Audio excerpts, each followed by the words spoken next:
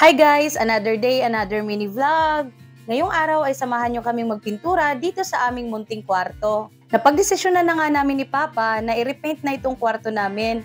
Paano ba naman, simula nang nabili namin yung bahay na to, ay hindi pa namin nare-repaint itong bahagi ng kwarto namin. Kaya naman, kukulayan namin ito ng puti gaya ng kulay ng nasa baba o sa sala namin. Inihahanda na nga namin kahit papano itong kwarto namin kasi naman parating na yung aming bagong miyembro ng pamilya. At sigurado dito kami madalas magtatambay. Puti nga ang napili namin ditong ipintura nang sa gayon maaliwalas, simple at malinis tignan. Bali itong bahagi ng kwarto namin ay ito yung dating kwarto sa kabila. Actually 3 yung kwarto sa nabili naming bahay. Pero dahil nga parating na itong baby namin, pinaghandaan namin kahit papano gusto sana namin yung spacious. Kaya ang ginawa namin, sinira na lang namin yung kadugtong na kwarto ng kwarto namin noon. Kaya kahit papano, mas malaki at maluwag na ngayon. Nang hindi pa kasi namin ginibay yung isang kwarto, ay sobrang sikip talaga ng kwarto namin. Saktong-sakto lang yung bed namin. Kaya ang ginawa namin, yung mga gamit namin, dahil mayroong built-in cabinet dito sa kabilang kwarto, ayun na pagdesisyon na namin, nagibain na lang talaga para kahit papano ay connected siya into one. Bali, sinira lang namin yung divider na nakaharang. Medyo mahirap pa naman siyang sirain, hindi lang namin na-videohan kasi bakal siya.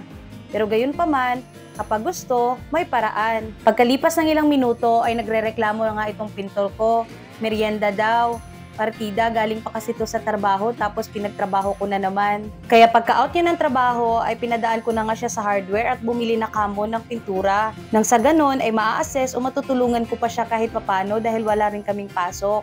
Ganon nga po siguro kapag nagkakaedad na tayo at naging magulang na, mas iniisip natin yung komportable at maayos ang ating pamilya, lalo-lalo na ang ating mga anak. Maliban sa magiging komportable ang ating pamilya at ang ating mga anak, isa na rin to sa mga nagpapasaya sa atin, ang magkaroon ng maliwalas, malinis at maayos na tahanan. Tignan nyo naman si Ate Ella, gusto niyang tulungan si Papa niya, kaya naman inire-repaint niya yung bahaging ito.